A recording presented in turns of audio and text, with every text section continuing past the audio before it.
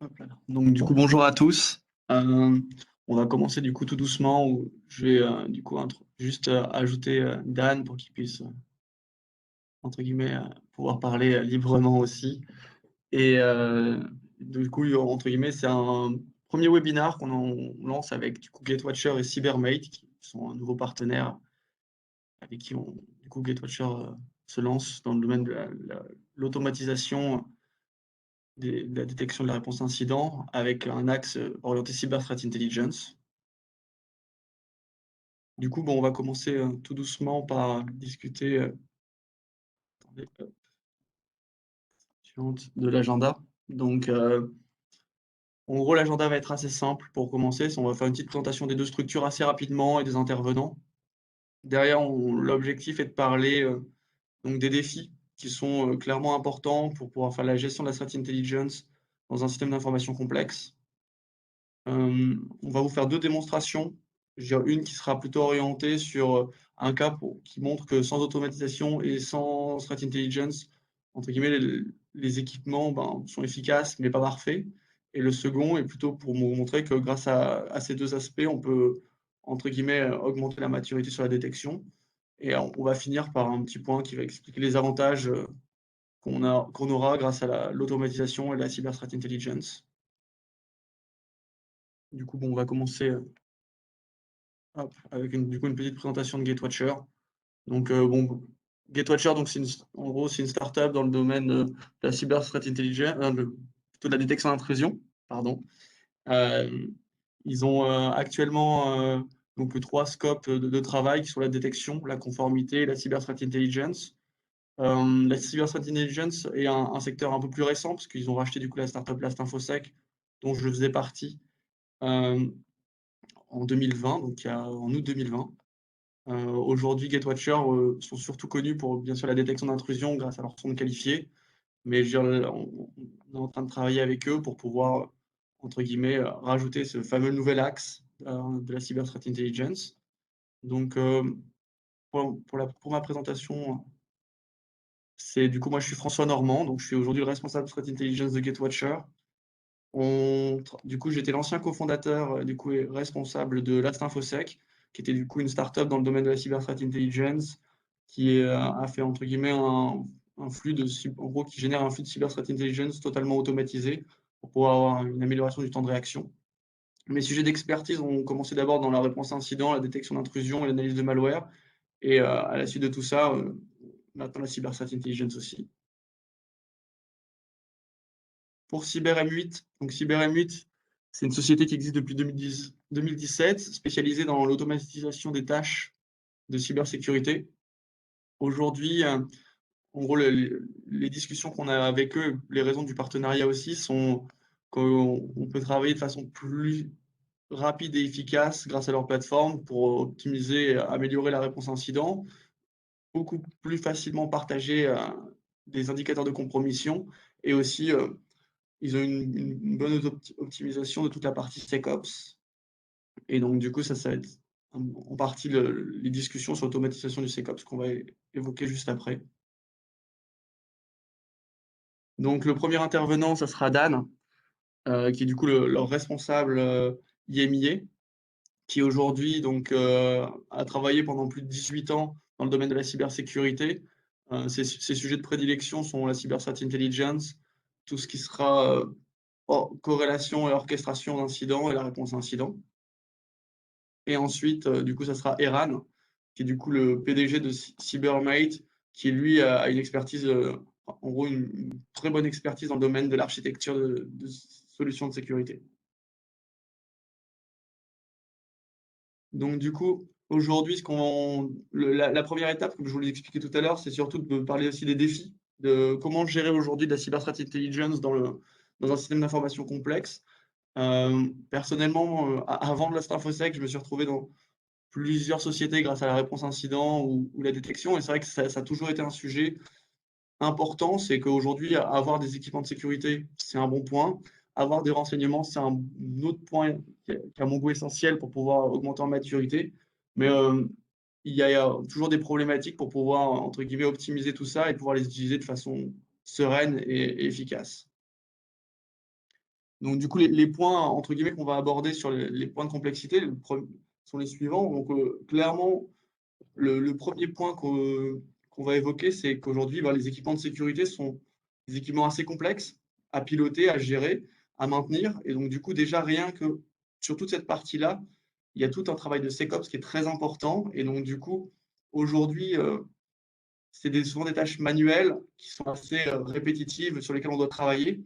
Je veux dire, nous, c'est vrai qu'on a toujours une vision sur lesquelles on doit faire une vision d'automatisation entre Gatewatcher et CyberMate. Donc, du coup, on évoquera un petit peu plus sur ces points-là. Mais aujourd'hui, gérer, par exemple, la mise à jour des règles de détection, comme on l'évoque dans le point 2, reste un point ben, plus que complexe parce qu'on arrive sur des équipements qui sont très hétérogènes.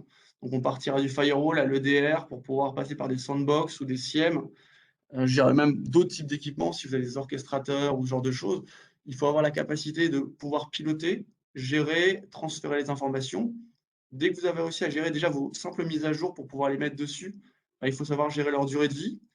En fonction des flux de threat intelligence, des fois, vous allez avoir potentiellement des données qu'on voudra analyser sur du hunting, les mettre en détection, les mettre en blacklist. Et donc tout ça, c'est des choses qui sont faisables, toujours des choses à faire en interne. Sur des points où nous, en tant que vendeurs de threat intelligence, on vous fournit les données, mais bien sûr, il faut pouvoir les appliquer à vos équipements de sécurité. Et c'est là où CyberMate pourra vous faire des propositions tout à l'heure.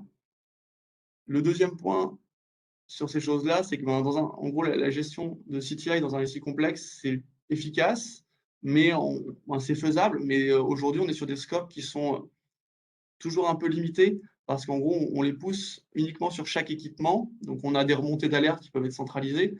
Mais si on a la volonté, par exemple, de faire de la réponse incident un peu plus automatisée ou rien qu'avoir des alertes claires, concises pour avoir entre guillemets, du reporting sur de la réponse à incident, ben, aujourd'hui, il y a pas, entre guillemets, si on n'a pas de plateforme d'automatisation pour pouvoir collecter, récupérer, centraliser les données pour les présenter, ça complexifie énormément la tâche de l'analyste.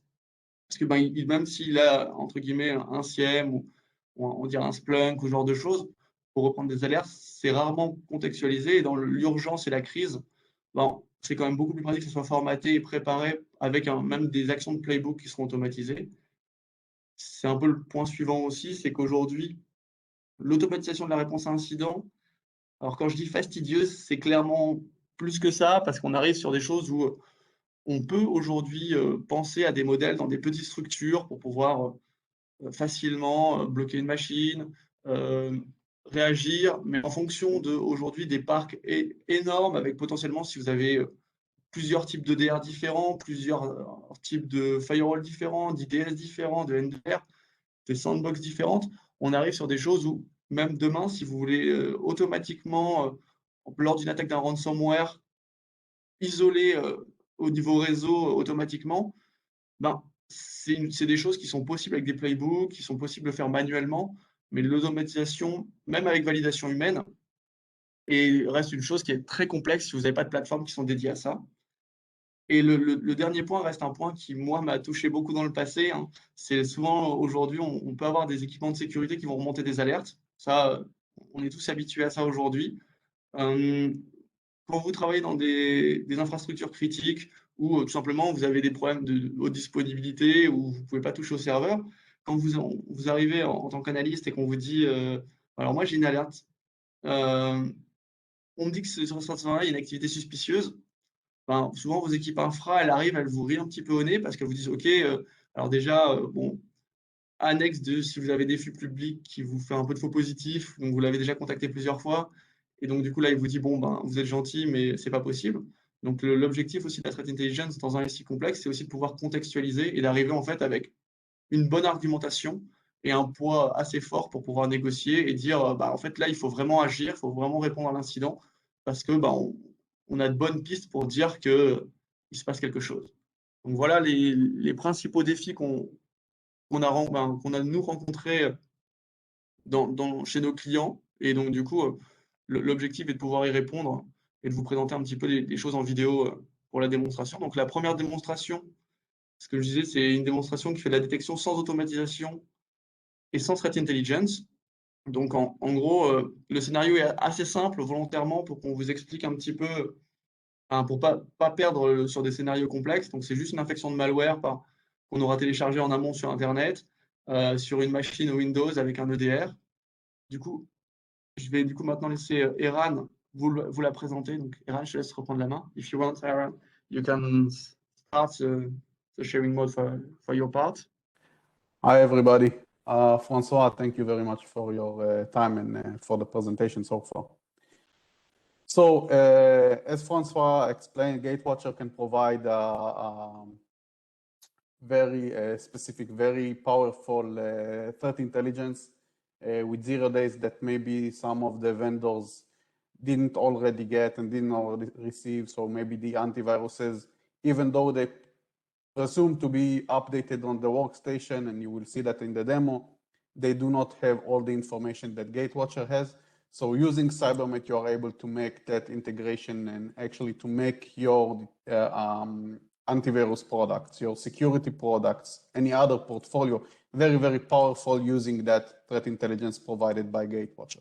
So let's see in this demo how it looks like when your antivirus is already updated to the latest virus definitions and got everything that it should from actually the vendor, but still some 0-day attacks may bypass the security mechanism, enter the organization, and put the organizations at risk.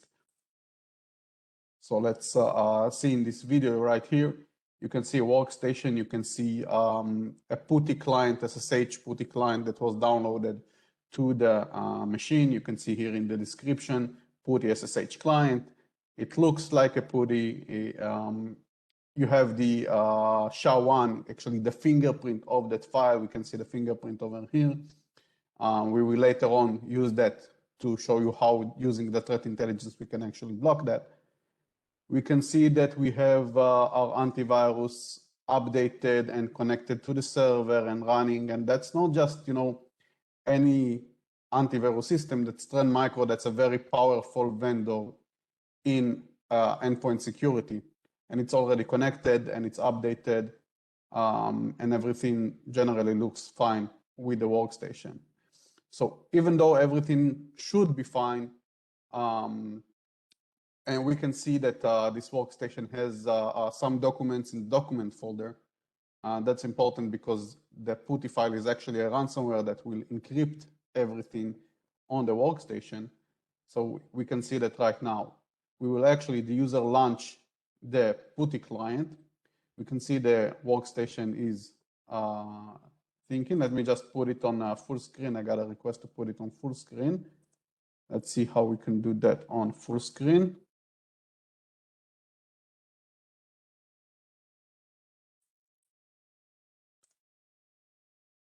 Okay, so we have these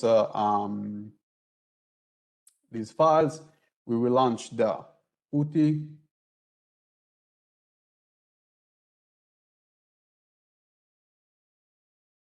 And we can see something is happening. A PuTTY is opened in the background, but we get a notification that the files are encrypted and the computer is rebooting. This is a notification that came from the malware itself.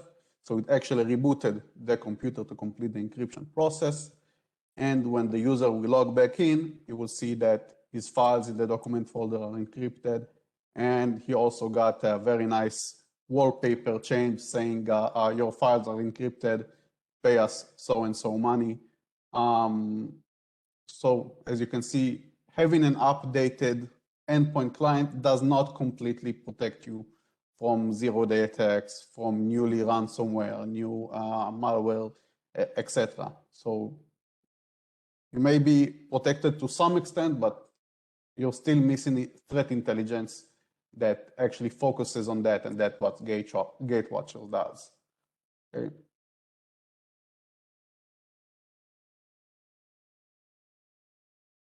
Right. So let's skip to our second demonstration of how we can actually integrate the threat intelligence provided by Gatewatcher into the different security products in the network. So in that case, again, we have the same antivirus product, and we have our platform, Cybermet Automation Platform, which is an an automation system, an orchestrator, some even call us a super integrator virtual appliance that can communicate with different products in the organization in a very, very simple way. So let's see how it actually happens.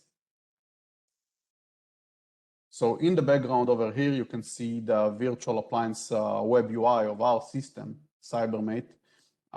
It has the nice branding logo of Gatewatcher on the right-hand side, which is very nice. But of course, you can change it to your own company's logo and so on, just to make it feel like your own. And we have the same virtual machine over here with the same PuTTY client and so on. So let's see what actually happens. So we can see that it's the same workstation, it has the same antivirus client, it's still updated, everything still looks okay. We will validate the hash of the file just to show you that it's the same hash, same SHA-1, same fingerprint of this file. And we will see that we actually get information about the file from Gatewatcher when we pull this information. So I've just copied that hash over here, so it will make it easier to search it from the information that we received. So in our system, we actually, in our organization, in our demo environment, in addition to the Trend Micro endpoint that we have the manager that's called Trend Micro Apex Central. In Apex Central, you are able to put in your own hashes, for example, some blacklist of fingerprints that you want to deploy to the endpoint, saying, I don't want these fingerprints, these files to run in my organization. So Trend Micro actually expects the user to bring its own information into the system and put it over there and just say, these files, I don't want them to run on the machine, but Trend Micro does not provide you with this intelligence. So what we want to do is actually to get the information from Gatewatcher and to input that information directly into the Apex Central. So we see that at the moment, this list is empty. And we will actually configure our system, Cybermate Automation Platform, to monitor the daily feed received from Gatewatcher. We can do that on a scheduled basis. It can be daily feed, it can be hourly feed. So in this demo, it's a daily feed. Then what this task does, it actually goes and downloads the feed from Gatewatcher and just pushes the hashes into the Trend Micro Apex Central. So we'll wait until this task is run. It is scheduled to run in a few seconds in the video. So it starts to run. It actually pulls the information from Gatewatcher. We will see the information that is being pulled. And it just takes us a few seconds. And that's a very large feed. The daily feed is a very large feed.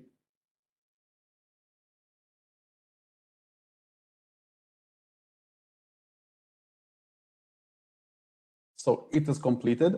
And we can see there are over 10,000 indicators found within the daily feed, right? There are 182 file names that are advised to be blocked, 1,200 SHA-256, 880 SHA-1 files, SHA-1 hashes, and MD5s to block URLs that are recommended to block domains, and so on, right? So our system actually got this information from the Gatewatcher feed.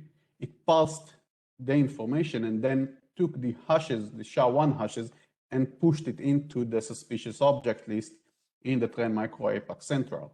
So if we will now refresh our web page over here, we can actually see the 877 hashes, and we can search to see whether we got the update regarding the specific malware.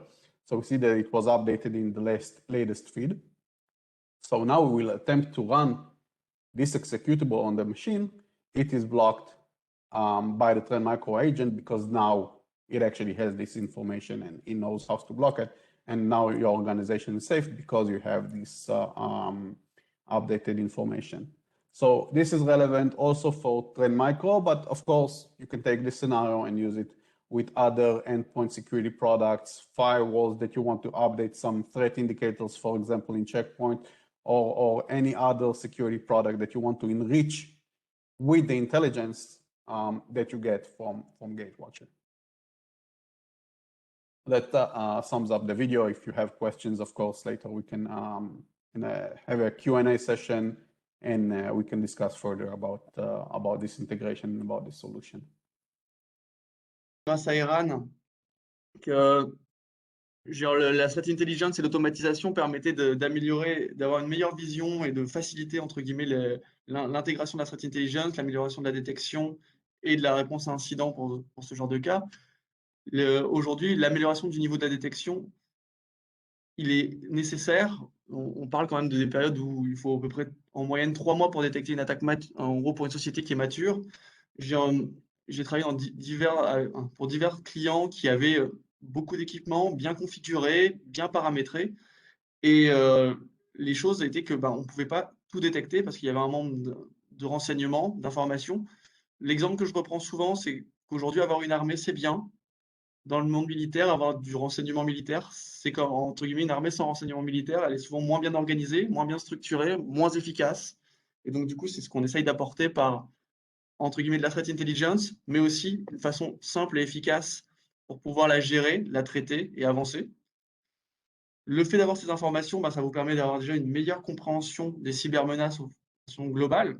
Je veux dire, si demain, vous pouvez avoir la possibilité d'avoir du contexte, des alertes, ça va simplifier énormément le travail de vos équipes. Surtout que, nous, on travaille aussi sur une approche qui est assez importante pour nous, c'est le moins de faux positifs possible. Donc, le 0% faux positifs, ça n'existe pas, mais l'objectif est d'avoir un epsilon de faux positifs qui sera négligeable parce que si vos équipes sont submergées de faux positifs en réponse à incident vos équipes SOC, c'est un travail qui est titanesque, qui est insupportable parce que vous imaginez, on va dire, prenons un exemple, même si vous avez que 40% de faux positifs, ce qui est souvent beaucoup plus important dans certaines sociétés, il y a 40% du temps de travail de vos équipes qui, on leur dit, il sert un peu à rien.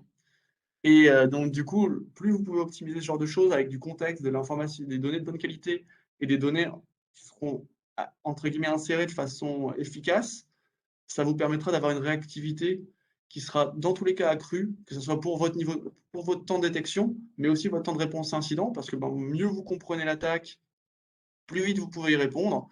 Encore entre guillemets, grâce à l'automatisation, vous pouvez même mettre en place des playbooks assez facilement avec la plateforme de CyberMate pour pouvoir demain potentiellement, c'est en dehors de dire je n'exécute pas un process grâce à un EDR, on peut aller plus loin en parlant de potentiellement piloter un switch pour vous dire voilà, cette partie-là, on va la couper du réseau le temps que, avec validation humaine ou sans validation humaine en fonction de vos performances et ce que vous êtes, votre niveau de criticité en fonction de la zone à traiter. Hein. Je comprends qu'il y a une zone qui sera entre guillemets de haute dispo, on ne peut pas se dire on va automatiquement la bloquer et donc du coup là il y aura de la validation humaine, mais potentiellement ciblé sur un utilisateur qui aurait des alertes qui seraient suspicieuses, on peut potentiellement l'envisager en fonction de l'utilisateur. D'ailleurs, ça vous permet d'avoir une gestion aussi des équipements de sécurité qui sera beaucoup plus efficace, un SecOps qui sera entre guillemets, moins répétitif pour vos équipes, qui pourront faire beaucoup plus de projets, beaucoup plus d'améliorations et beaucoup plus de tuning sur comment régler vos équipements de sécurité au plus près de vos besoins. Parce qu'en fait, demain, si ils n'ont pas besoin de gérer le cycle de vie de vos indicateurs, qu'ils arrivent à dispatcher à tous les équipements rapidement, qu'ils aient que du suivi et du projet à faire, ce genre de choses, ça va clairement changer la vision de la détection et de la réponse à incident et des équipes d'infrastructure. Et à la fin, grâce à tout ça, qui entre guillemets est l'objectif final, c'est d'avoir une couverture beaucoup plus globale, parce que grâce à des équipements comme CyberMite et notre Flux Threat Intelligence, qui du coup peut s'adapter un peu à tous les équipements grâce à ça, on va pouvoir enrichir et pousser les choses beaucoup plus loin et optimiser en fait chacun de vos équipements pour pouvoir avoir une meilleure vision sur votre niveau de réaction. Je vous remercie pour votre attention et on va passer par la phase de questions-réponses. Donc, si vous avez des questions, on peut les faire d'abord en français, de toute façon, il n'y a pas de souci. Et du coup, si vous avez des questions très techniques sur la partie CyberMate, on peut, entre guillemets, passer en anglais ou traduit par Dan, si c'est possible. Je vais du coup redonner la parole à tout le monde. Comme ça, au moins, on pourra plus facilement échanger.